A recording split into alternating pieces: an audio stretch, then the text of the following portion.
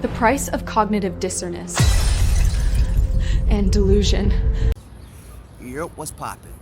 And thank you for tuning in to the price of delusion and cognitive dissonance and the propaganda that we all fell for because of it. So if you tuned in to the video that I actually did previous to this one, I had a couple of segments running showing the actual, not complete, but just a few morsels and nuggets of what Brother Malcolm was actually saying when he was walking this rock versus the narrative that they like to give you or push forward to you to use to manipulate you and go against what's for the best of your own betterment as well as that collectively of your people as foundational Black Americans. I've shown you the studies that were done by Barbara Jordan in the 90s and how old Billy Clinton and his wife Hillary Kill Count Clinton have been getting busy. So I've spoken a lot ad nauseum, some might say, in regards to the GDP or what would be considered the GDP of what we call foundational Black Americans, or those that have a lineage that are known as Solon, Eidos, which are American descendants of slavery, foundational Black Americans, the copper-colored races, Hebrew Israelites, whichever misnomer you choose to use, but those of a melanated or Black American lineage that can trace their roots back to before the Emancipation Proclamation was signed and our ancestors were freedmen. So that being said, you know, the civil rights was what, 1964, 65? And we even touched on Barry Goldwater in reference to that in a previous video in the series. So on this one, I actually want to touch bases on a documentary that I've spoken about several times before, The Secret of Selling a Negro, which was produced by the United States Department of Commerce in league with a few publications of that time. But that said, we're gonna watch this documentary together because I want to go through and actually look at what the numbers were for quote-unquote foundational Black Americans in 1954 before the end of segregation, and then we can have a look at what's going on with us now, and we can see what's the difference in now and then in what we've been investing our time and energy into with the Democrats or the liberal left and all the things that they've gotten us to push for them and their Zionist agenda and how it's worked out for us. So that being said, let's get down to business.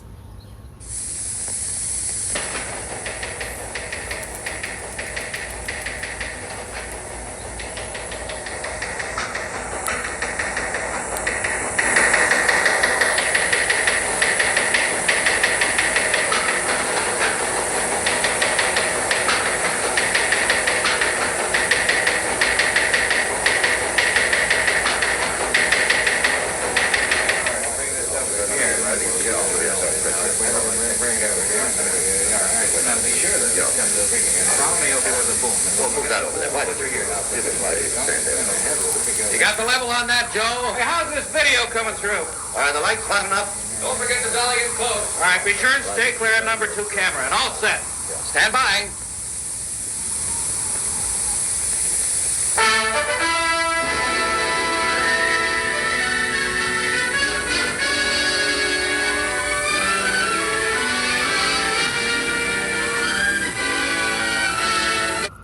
And for those of you that want to know, it's on YouTube, the link. All right.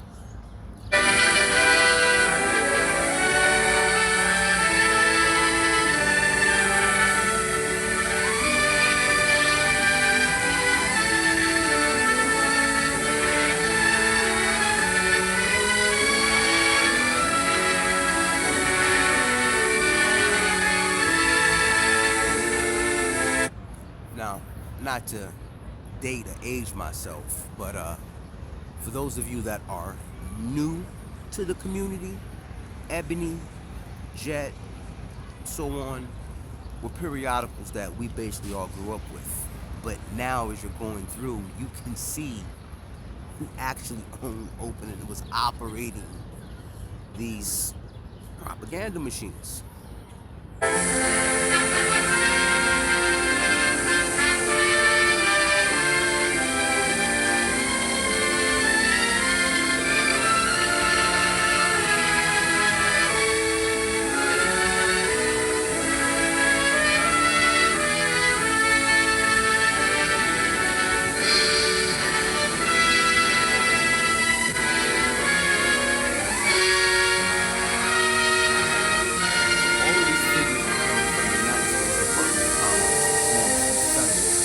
Hello, I'm Bob Trout. I've got a story here that I think is big, really big, because it's bound to have a terrific impact on business. I'm talking about a new market, a big new market, millions upon millions of new prospects with $15 billion to spend. That's right, I said $15 billion. That's a lot of money, isn't it? The surprising thing is that it's a fresh market, still full of opportunities. It grew up so fast, got so big in a hurry, that few of us realize its scope. Now these days, nobody's likely to pass up chances to sell. And yet right here in our own front yard, there's a neglected market. There's money waiting to be spent. To get the story of this market, to be able to tell you the secret of selling the Negro, we did a lot of digging. I'm sorry. Before we get fully into this, a little context. This was 1954.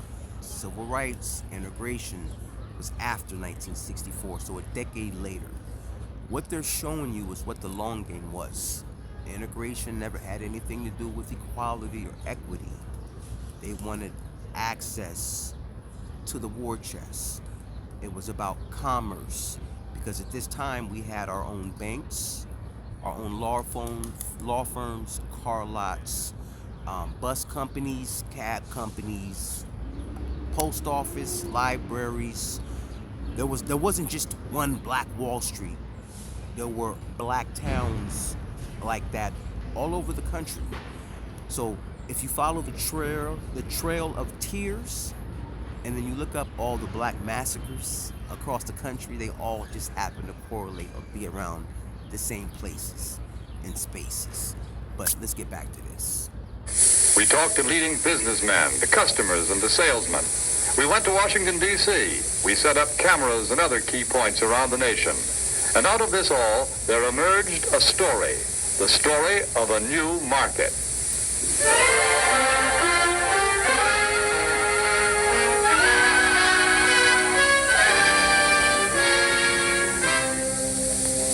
Yes, this is the market we're talking about, the new Negro family.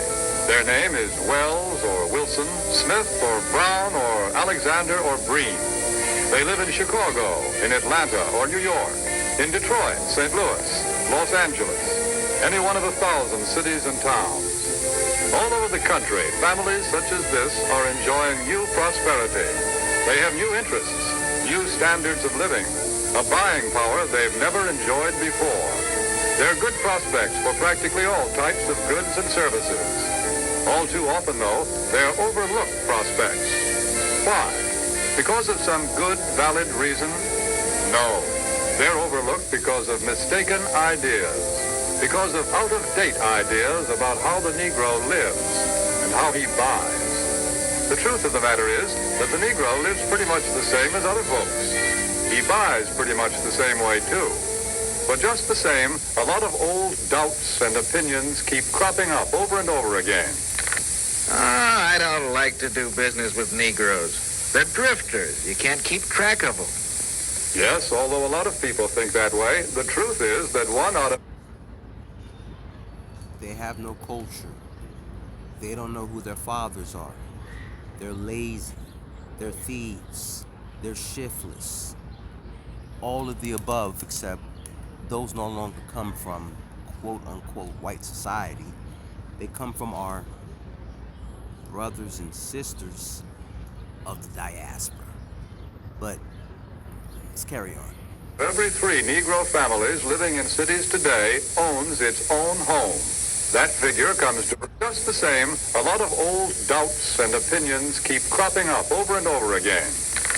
I don't like to do business with Negroes. They're drifters. You can't keep track of them.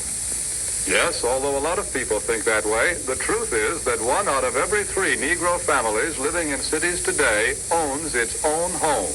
That figure comes... So in 1954, 1 out of every 3 black American, foundational black Americans, 1 out of every 3 owned the home that they lived in. 1 out of every 3 foundational black American families owned their homes that they lived in. And again, 1953. Same as other folks. He buys pretty much the same way too. But just the same, a lot of old doubts and opinions keep cropping up over and over again. I don't like to do business with Negroes. They're drifters. You can't keep track of them. Yes, although a lot of people think that way, the truth is that 1 out of every 3 Negro families living in cities today owns its own home.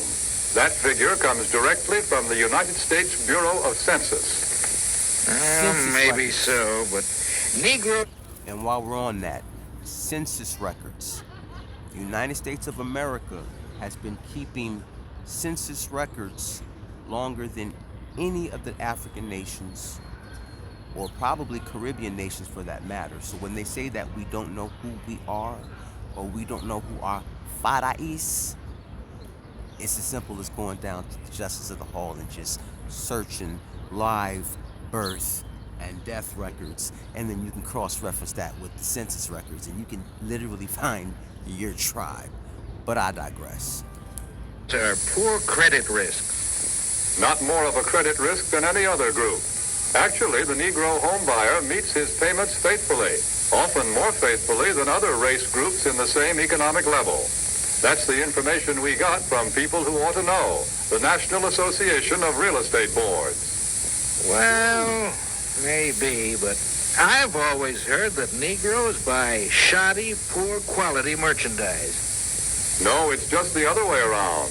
According to leading researchers, in proportion to population and income, Negroes buy more quality products than any other comparable United States group. You see, there are a lot of confused notions about the Negro customer. But when you dig right down and find out about them, they just don't hold water. Negroes own homes. They meet their payments faithfully. They buy good brands of merchandise. So why let a lot of old-fashioned ideas hurt profits? Take a look at the real facts. Here in Washington, D.C., the nation's capital, some amazing facts and figures about this new market have been uncovered. For a first-hand report, we would like to take you directly to the United States Department of Commerce to hear this story from the Secretary of Commerce himself. Here is the Honorable Sinclair Weeks, the Secretary of Commerce of the United States. In the Department of Commerce, we are constantly alert to trends that mean a healthier national economy, better business for the nation as a whole. Recently, we have been interested in a rising young market, one that represents a huge potential for goods and services. I'm referring to the new Negro market. The tremendous buying power of this group is backed, of course, by an increased earning power. The average Negro family's income is at a record high. In fact, since 1939, it has increased more than the average income of all other Americans. Just take a look at a few figures. An official Department of Commerce report shows that at least 1/3 of the Negroes living in cities earn from $2,000 to $5,000 a year. Today, the average Negro wage earner brings home a paycheck 4 times larger than the one he collected in 1939. As a whole, the Negro market has a total income of about $15 billion every year. And after taxes, Negro families still have many billions of dollars to spend. Here is a buying power that cannot help but have a tremendous effect on our national economy and on business prosperity in general. When these dollars are spent for a wide range of goods, services, and employment, business everywhere is bound to feel the impact. This new buying power has resulted in a class Negro market, a profitable, above-average income group of consumers. For example, the nation's largest newspaper and magazine research organization, Daniel Starch and Staff, reports these significant figures. More than 51% of the readers of Ebony magazine have a record player in their homes. Almost 64% own a television set. And almost 78% enjoy the convenience of an electric refrigerator. It is also a fact, and this is from the magazine The Food Field Reporter, that Negroes spend almost $3 billion a year for food alone. Per capita, they buy more cosmetics, drugs, and toiletries than anyone else in the country. And yet, you tell me how many national chain black-owned beauty supply stores there are in the United States of America, when per capita we spend more than any other group on skincare and hair care products. And their children are better educated too, because since 1930, enrollment in Negro colleges is up 2,500%. But really, to recognize the importance of this class Negro market, we must realize that something has been happening economically in our country. People are on the move. The population is shifting. The makeup of metropolitan populations today is different than it was just a few short years ago. To give you a better idea of what we mean, we set up several cameras, candid cameras, in a number of shopping locations. Take a look at these shoppers.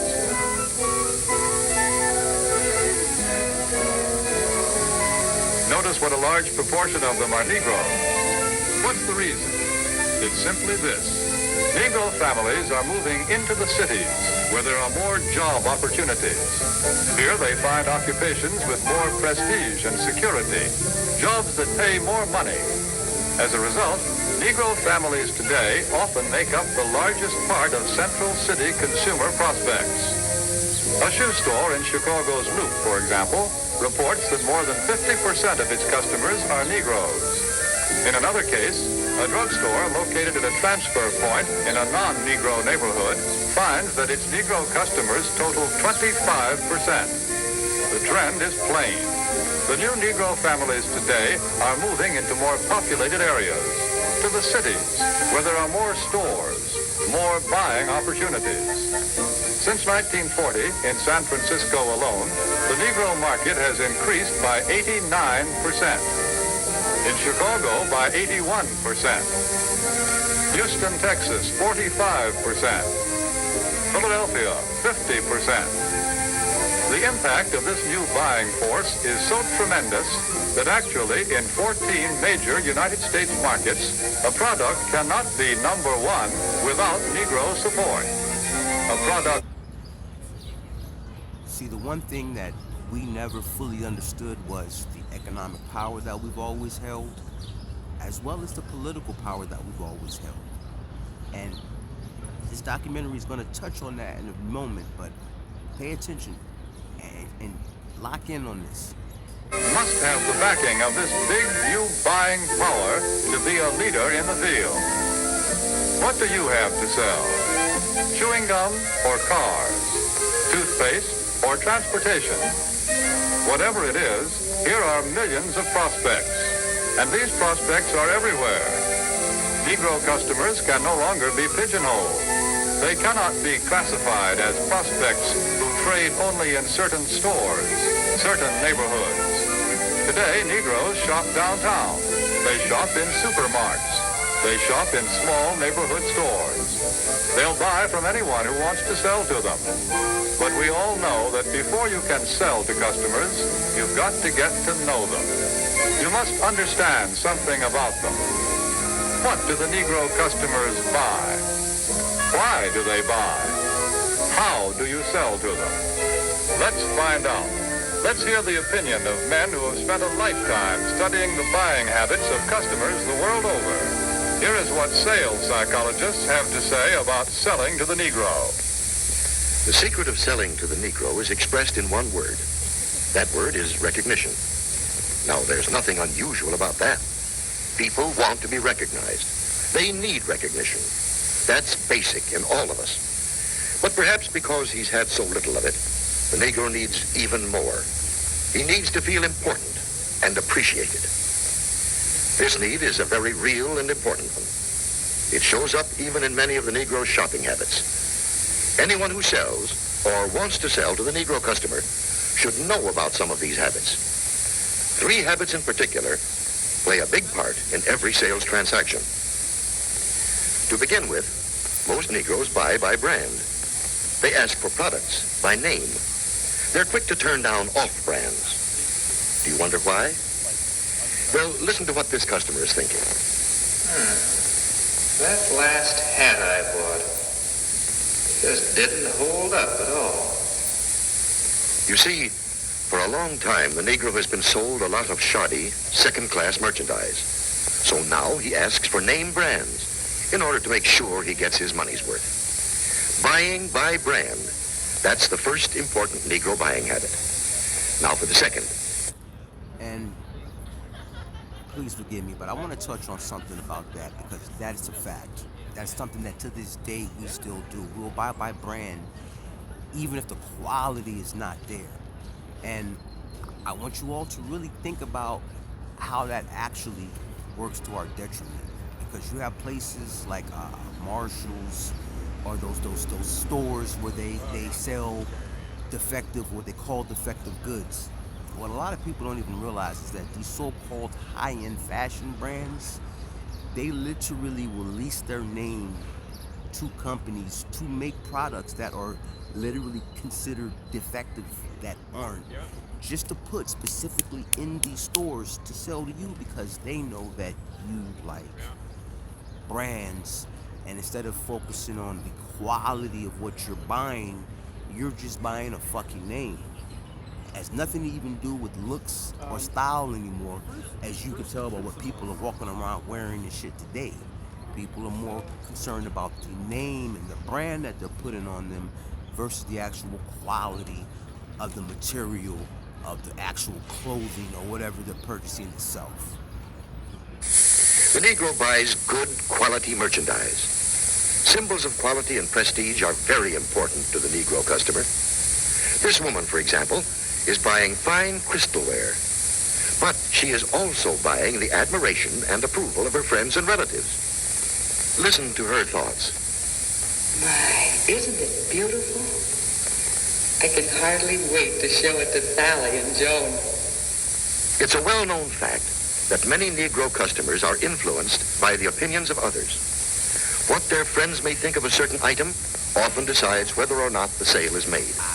So remember, the Negro buys quality merchandise. That's the second important point. And here's the third thing to remember when selling to a Negro customer. When he specifically asks for one thing, don't try to sell him something else. Don't try to switch him at the point of sale. If you do, he'll probably react something like this. Doesn't he think I've got the money to pay for it? There's a reason for this reaction. Again, because he's had experience with cheap merchandise, the Negro resents being offered a substitute. He wants to be sold on quality, not price.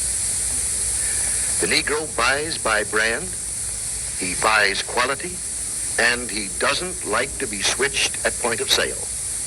These are the keys to selling the Negro customer. Another point. The Negro family does things together, as a group. The family works as a unit. It lives. That right there is our biggest, that is our main problem. And this is why we are at where we are at. The dissolution of the Black American family. Nobody want to have this conversation, but facts are facts, because this documentary was done by the Department of Commerce, the United States of America Department of Commerce in 1954, which means they have been studying everything about us for over a fucking century. They have been studying everything about us. A lot of it's been programmed into us through the propaganda. This is why you follow behind liberals so much and don't understand why, and then always cry about the wrong shit at the wrong time. I'm sorry, but I have to say this out loud. Racism is not the fucking issue that we're going through what we're going through.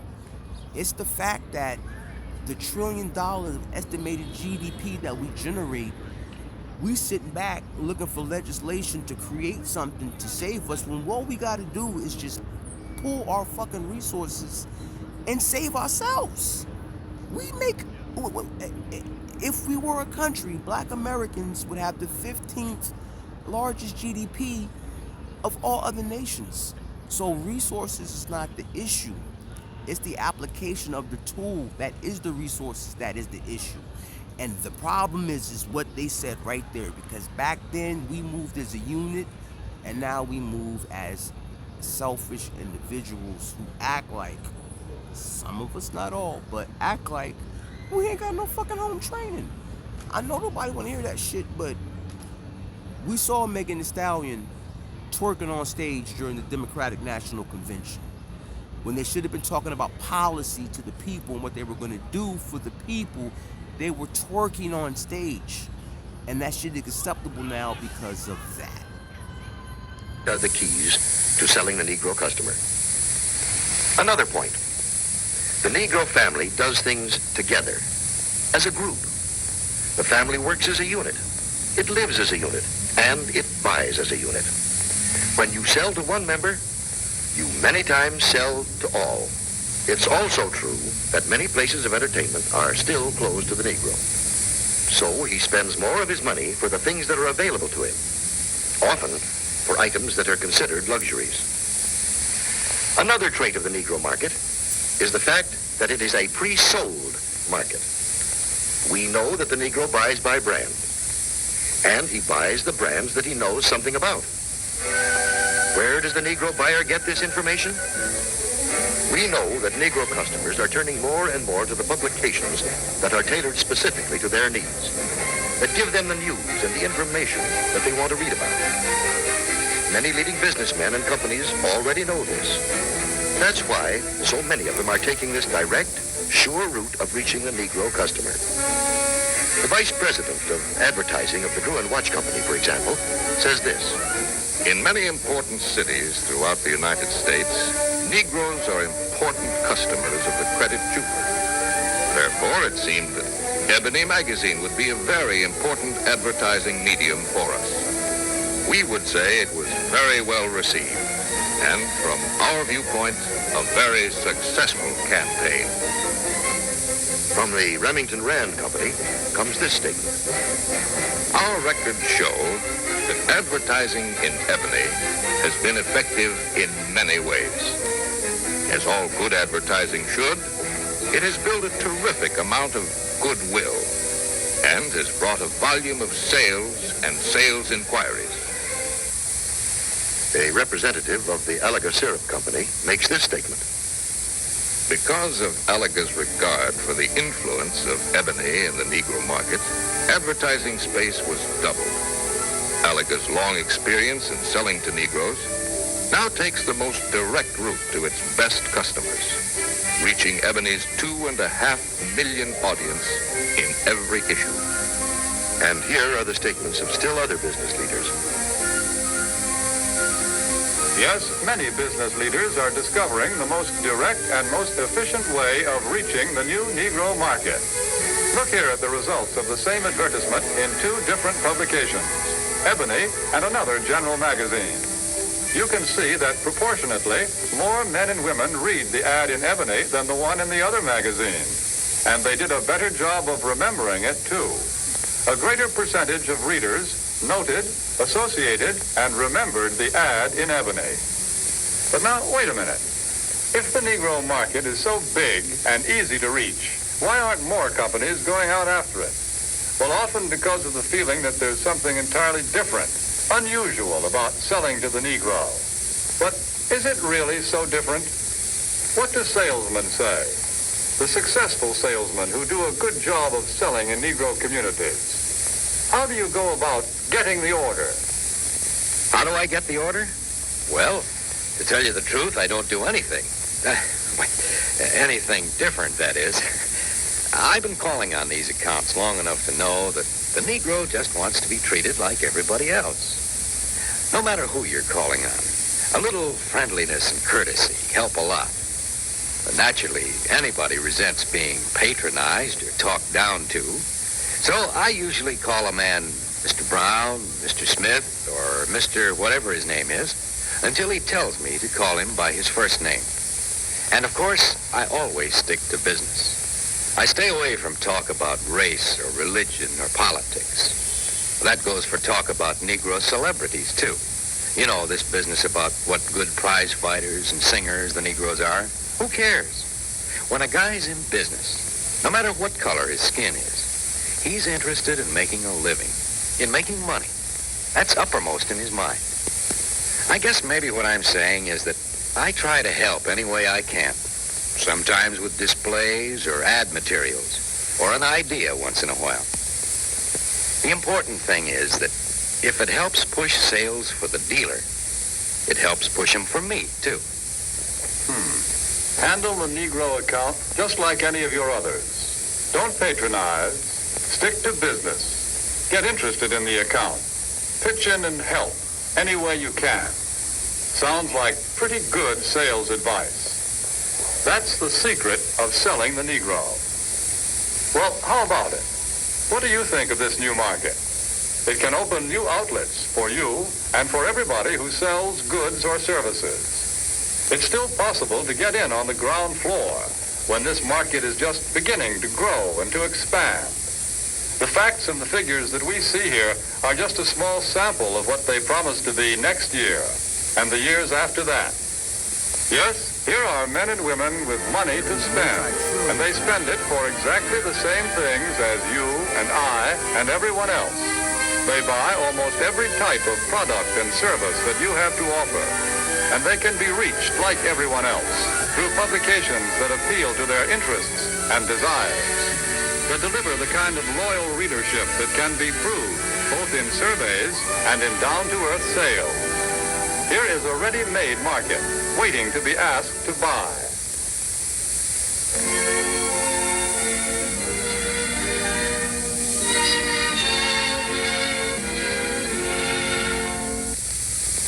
Here are millions of customers for what you have to sell.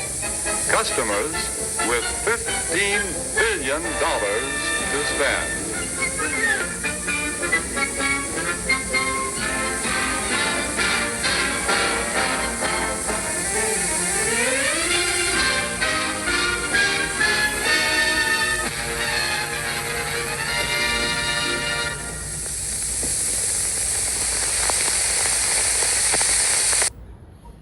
Alright, so yes, that was the short documentary from 1954, The Secrets of Selling the Negro, that was produced by the United States Department of Commerce.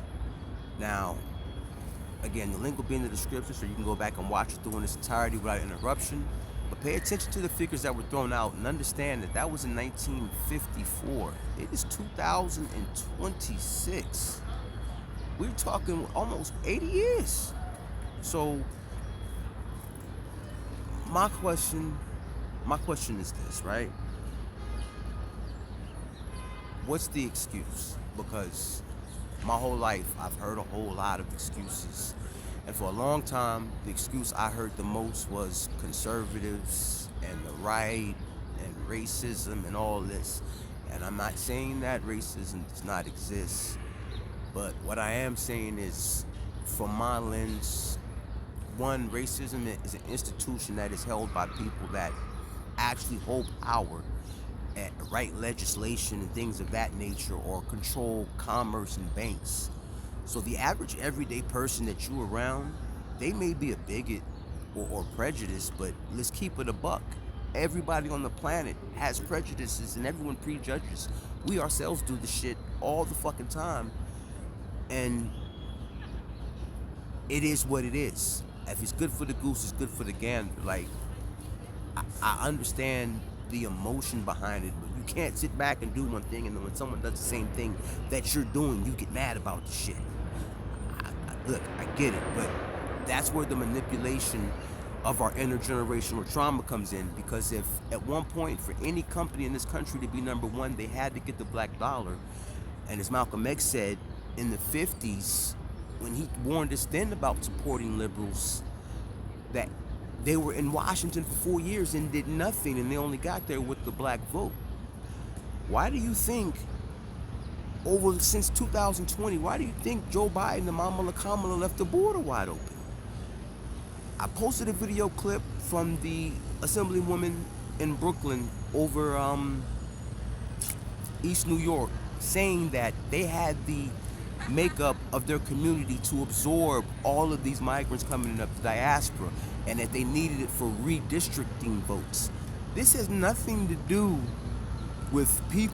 From Brooklyn, New York, we have a diaspora that can absorb a significant number of these migrants. And when I hear colleagues talk about, the doors of the inn being closed, no room in the inn, I'm saying, I need more people in my district, but just for redistricting purposes. And those members could clearly fit here. I'm from Brooklyn, New York. Who actually claim an asylum. This is economic exploitation, and they needed a new voting bloc because a lot of Americans are actually waking up to what's happening. Because let me tell you what I've experienced in my life as a quote-unquote foundational black American. No one that is truly a racist or truly prejudiced or bigot is going to ever find their way into your place in space unless they're trying to manipulate you. So the people that you would actually be fearing, that they tell you to fear, the big bad boogeyman, they somewhere off in the corner doing militia work, living on isolated fenced-in land by themselves because they want separation. They don't want to be around you, so they're not even a fucking threat. But the people who are telling you to fear them and are using that intergenerational trauma and fear to manipulate you are the same people that Malcolm X told you to worry about. The white person that calls himself a liberal, because what have they done for you for all these decades of giving them your vote unchallenged? You mad at Donald Trump because they told you to be mad and go dry ice. But Barbara Jordan in 1993 did a study of the effects that illegal immigration would have on all American workers, because you can look at the statistics for yourself. Anyone working under an H-1B visa, they're overworked, they're underpaid, and then they're overworked, but because their legality in the country depends on their working in their occupation, which that H-1B visa is paid for by their employer, a lot of times they say nothing and they put up with the abuse. Now, I've been sharing my story of what I've been going through over the last 6 years with NYU and 1199. And I have the documents to prove it because I recorded my days from the time I walked in that place at 9 in the morning till I walked out at 5. And let me tell you who threw me under the bus at work. I tell you who it wasn't. It wasn't the big bag boogeyman or the white nationalists that they tell you about. It was people who looked just like me. Or it was people that had the proximity to my community. You know, the ones we invite to the cookout? Ask Jose LaPraca. He is the director of employee relations, right? Boricua. And we see how that turned out. Evelyn Campos Santos, the black Honduran. We see how that turned out. Laura Goodwin. Even the people that didn't want to write statements or didn't want to say anything because they feared retaliation. I'm not holding them against them. But what I'm saying is that when shit got thick and it was time to get up out of the mud, because if you see something, say something, I did that as a delegate and invoked the Whistleblowers Act, and I got thrown under the bus by people who all looked like me. So racism wasn't my problem. It was the inaction of my own people that was my problem. And that's why we went from having 1 in 3 black families own their homes in 1954 to we struggling and crying about why the fuck we can't get ahead. We have the resources, we're not utilizing it properly, and then we're finding reasons to complain. And I'm only saying that because as I've been on this journey for the last 6 years, I've been getting shit done on my own. And the biggest roadblocks or stepping stones, which I'm going to prove down the line, because from everything from having to go to HRA when I lost my job, filing for unemployment, all that shit. Both of my parents were in active duty military, and I grew up a military brat.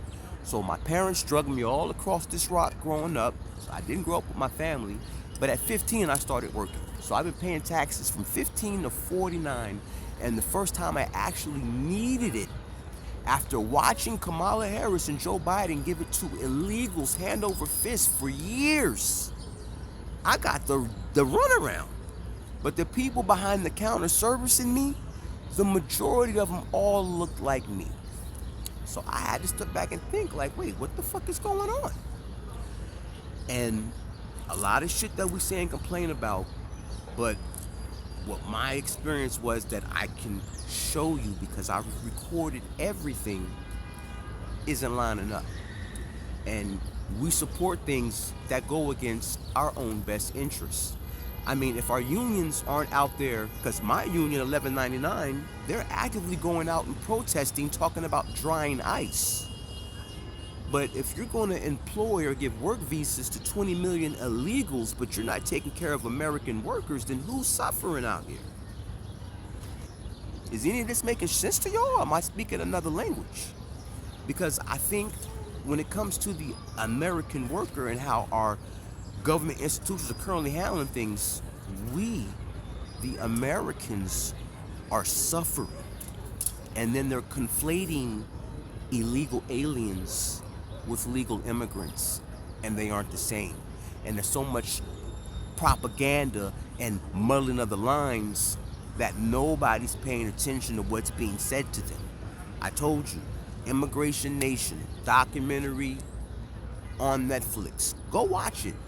They explained the 297G system that they had, where for years they would turn over illegals that had removal orders from state custody to federal custody, or ICE, while they were either at court or in institutions where they were locked up. And then when McFadden, the sheriff of Mecklenburg, Virginia, was convinced to go against the grain, your first sanctuary city was born. And then from that, they multiplied. There were all Democratic strongholds became sanctuary cities, because they stopped following what's always been the law of the land. Because if you look up the numbers, no president has deported more people than Barack Obama. And he didn't do it from refusals or turnarounds. He did it through removals. You see, most of the other presidents were doing refusals, where they would process them, catch and release, and send them back on their way across the border. Now, Obama was officially removing them, which means if they tried to sneak back in and got caught, it was an automatic felony. And after the removal, it's a 10-year ban off top. So he was making it where they couldn't come back in after he removed them. Then not only that, he instituted a system called DACA, or the Dreamers Act, which was not a road to citizenship. All it gave you was a work visa, but it let the federal government know where your illegal ass was at this whole time. So Obama was just keeping a list of all the illegals in the country and where they was at. And when it came time for a little political chess, because it's opposite wings of the same bird. Like I said, at 49, I remember as a kid, you had the Green Party, you had the Libertarian Party, you had independents, then you had your elephants and your mules, the jackasses, the Republicans and the Democrats. But there were so many different parties, and now when it comes time for election, the only thing people know, like most people don't even know that there were like 5 people on the last presidential ticket. All they knew was Biden and Kamala, because people aren't paying attention to what's going on and what's being said and what's being done to them in their own house. And this is how they continue to manipulate us and use us. So yeah, I done got a little long-winded, but I'm gonna get out of here, because ain't much else to say. But yeah, it is what it is. Real lives, real lives, real lives. And transparency forces accountability. Y'all keep your eyes to the stars, keep that head on, because we are in the diabolical den of demons, aka the Viper's Pit. Y'all be safe out there, because it's a dirty game, and stay dangerous. you.